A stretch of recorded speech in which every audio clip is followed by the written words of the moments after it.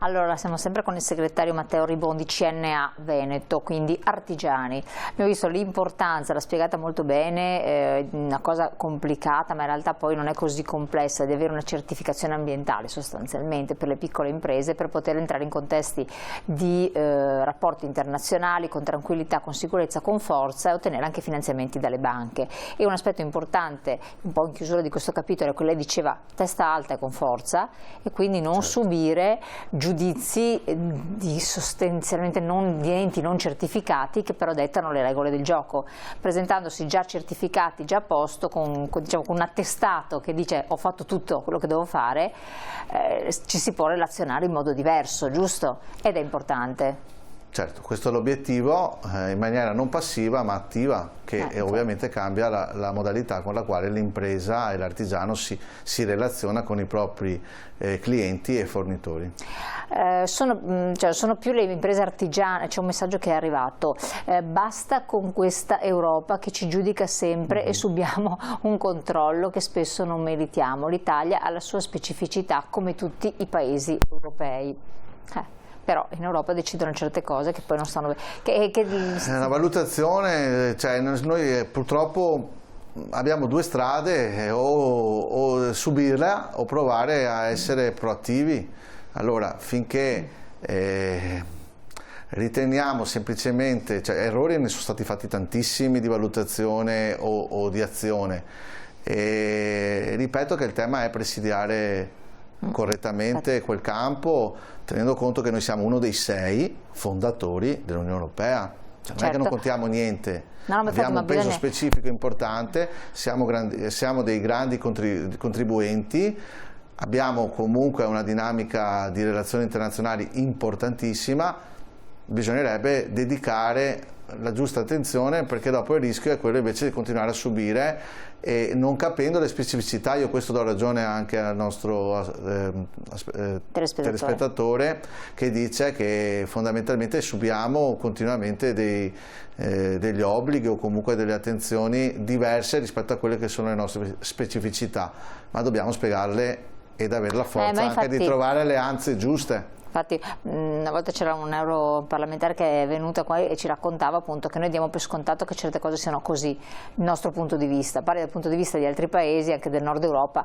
non lo riescono a capire, o interagisci, ci dialoghi, oppure è poco da fare. Un altro messaggio, sono un piccolo artigiano, ora a casa per pranzo e mi vedo molto d'accordo con il direttore, dobbiamo farci valere molto di più in Europa e che si prendono le vere decisioni, che se sbagliate ricadono su di noi. Infatti è lì che si prendono le vere decisioni, e se sbagliate ricadono su di noi. E purtroppo è così, noi tante volte è vero, abbiamo trascurato il discorso Europa, no? Che considerandolo un po' un fardello, però poi bisogna adeguarsi sempre più, perché arrivano le sanzioni e le conseguenze. Adesso stiamo vedendo quello che stanno facendo gli agricoltori, no? Partiti proprio peraltro dall'Europa, si stanno muovendo anche da noi, perché certe cose che sono state decise dall'Europa forse non hanno fatto i conti con la realtà. Oppure il settore energetico, per esempio gli adeguamenti energetici. Sì, abbiamo visto le direttive, adesso si è parlato della direttiva Green, per cui sulle case l'efficientamento energetico delle abitazioni a seconda della classe,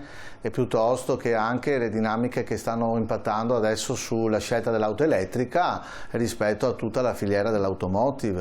Però quelle scelte, e ribadisco questo passaggio, non vengono prese in un giorno. Cioè vengono prese con processi decisionali lunghi che sono parte un po' della dinamica europea, per cui il trilogo e altri passaggi che vengono fatti all'interno del Parlamento, Commissione e Consiglio, dove bisogna essere lì e determinare le scelte sulla base degli interessi del nostro Paese e della tipologia delle nostre imprese.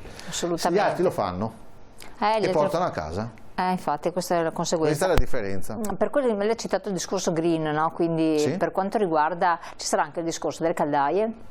Certo. E questo gli artigiani, anche voi tempo addietro, siete molto interessati all'argomento. Che preoccupa anche molti cittadini, perché poi il passaggio caldaia e condensazione, se non erro, sarà un'altra batosta importante.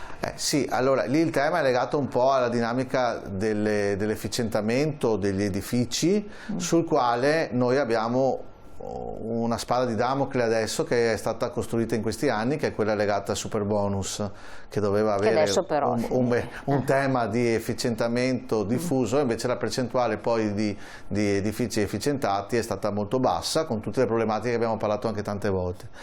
Il tema è che la direttiva imporrà, seppur in maniera diluita, perché adesso è stata un po' attenuata, un innalzamento di classe energetica, e per fare quello dell'innalzamento delle classi energetiche degli edifici bisognerà intervenire sui cappotti, sul fotovoltaico, sulle caldaie, sugli impianti, su tutti gli schemi che riguardano, diciamo, l'approccio all'efficientamento.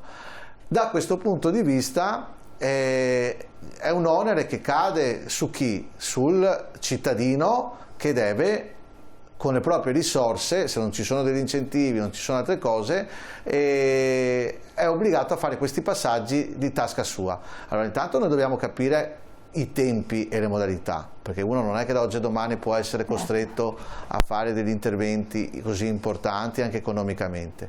Secondo, bisogna accompagnare i percorsi con degli incentivi diversi da quelli del superbonus, che magari hanno dato molto a pochi e in maniera anche distorta in alcuni casi, ma che siano costanti, sicuri e prolungati nel tempo, perché per fare la transizione, il termine lo dice in maniera chiara, bisogna aiutare il percorso, fare un transito che va per step per arrivarci, e questo riguarda le caldaie, riguarda le case in generale. Però è evidente che abbiamo un patrimonio edilizio molto antico, e noi dobbiamo lavorare per renderlo più efficiente possibile.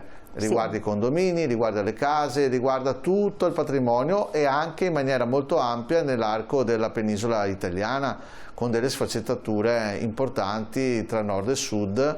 Però c'è anche questo appunto, l'ha toccata anche lei. Allora, perché il sud rivendica determinate cose, eccetera, aiuti, sussidi, eccetera. Il sud Italia ha temperature completamente diverse, vediamo cosa c'è adesso in Sicilia, in Campania, giù, Roma, 15 gradi, stanno da Dio, cioè l'invidio incredibilmente noi nel freddo e umidità.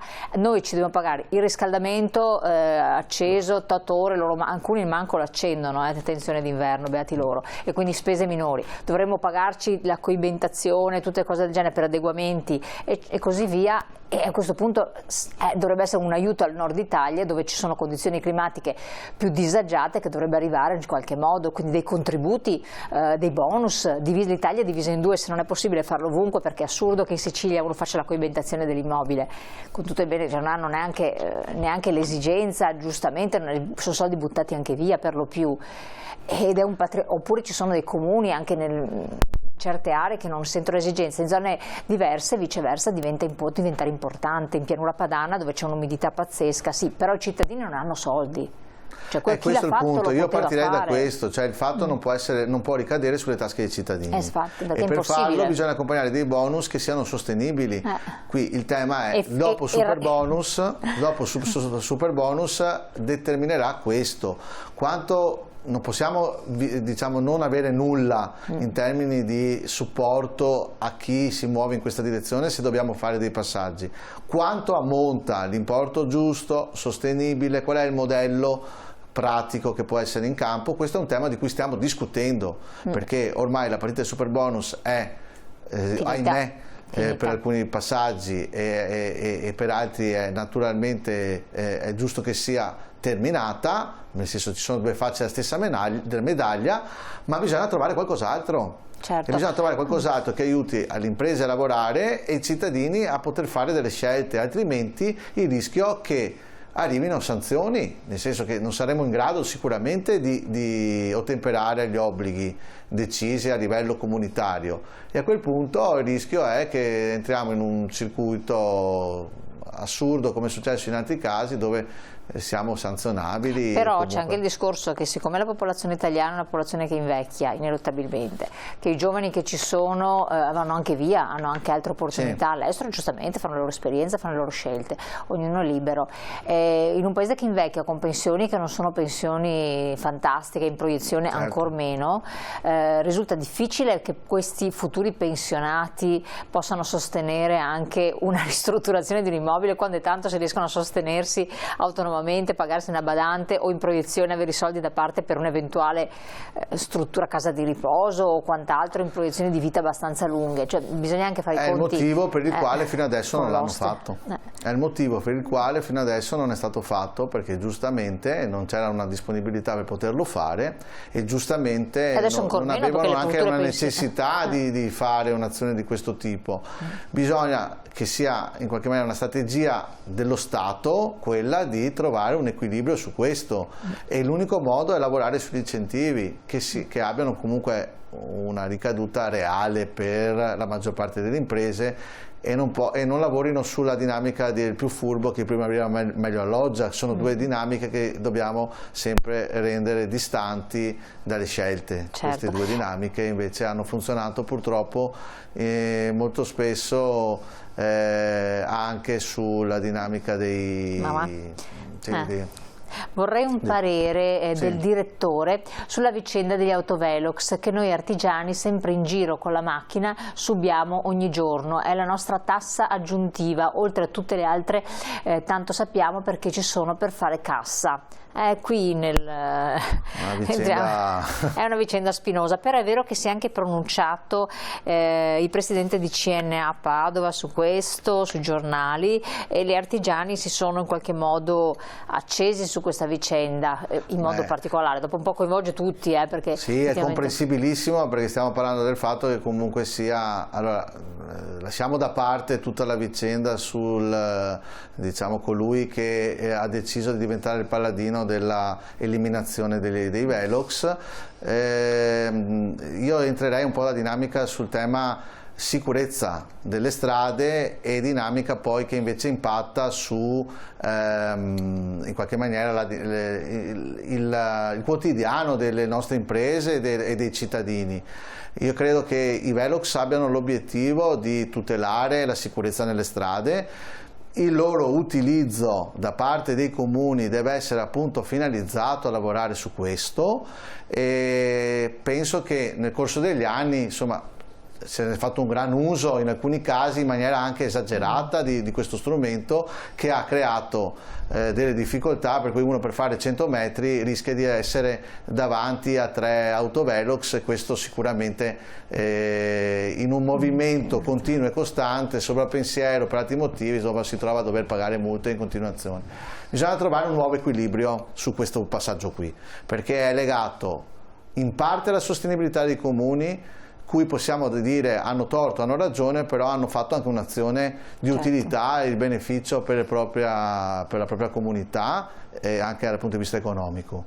Di utilità della sicurezza del territorio, per cui ci sono diciamo, molti soggetti che viaggiano al di sopra dei limiti di velocità, e questo non è corretto, anche per la sicurezza in generale.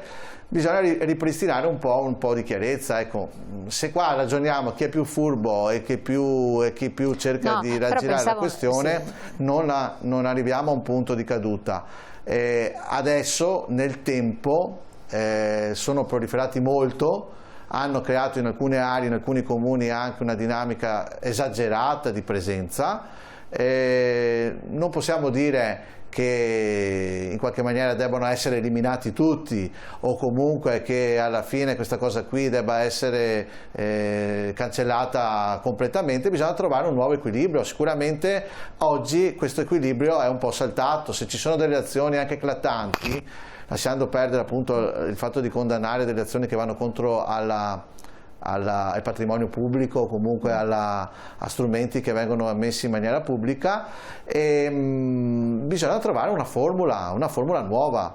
Abbiamo visto tutti viaggiamo nelle strade, tutti vediamo che per 2, per 3 o per 5 di scarto, che poi dopo tolto lo scarto arrivano multe molto salate, e chi si muove molto nei raggi del nostro territorio sa quanto alla fine del mese succede che gli capita di avere in tasca centinaia di euro di multe, anche per movimentazioni oltre il limite molto basse, nel senso di 2, 3, 5 km orari. Quindi bisognerebbe trovare una nuova formula di relazione, io credo coi comuni, partendo dai comuni. Ecco, infatti, bisogna trovarla coi comuni, perché loro hanno fatto questa azione con una duplice funzione.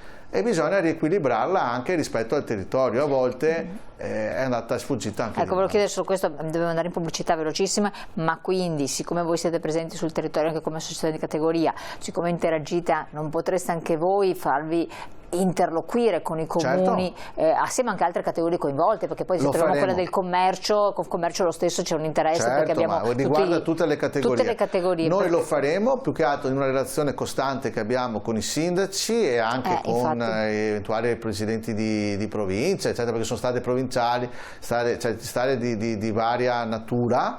E bisogna farlo in una riorganizzazione, un riequilibrio che deve essere ritrovato, dove non esiste, dicevo prima, una dinamica, diciamo, mancato rispetto delle regole, che non è quello che noi incentiviamo, certo, ma bisogna trovare una formula appunto perché di il discorso di collaborazione. Far cassa, ormai sì, non va tutti bene, quanti l'abbiamo capito purtroppo. Non va bene perché diciamo, ha servito in parte, ma non ha risolto comunque completamente il problema, perché comunque il fatto che chi infrange le regole o corre eccetera, certo, c'è sempre.